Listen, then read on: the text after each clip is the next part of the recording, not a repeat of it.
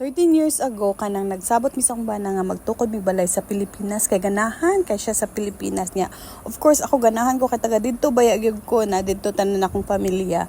So mao to. Swerte ko sa akong bana kay kugihan kay siya kay di siya mag-urong niya. Dili biya tanan no nga nakabanag foreigner kay lisod biya sa Amerika ay dili tanan swerte pods nga buutan niya kugihan.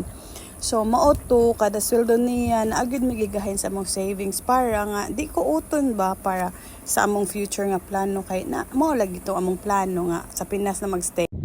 And now we are in the Valley of Fire, Las Vegas, Nevada.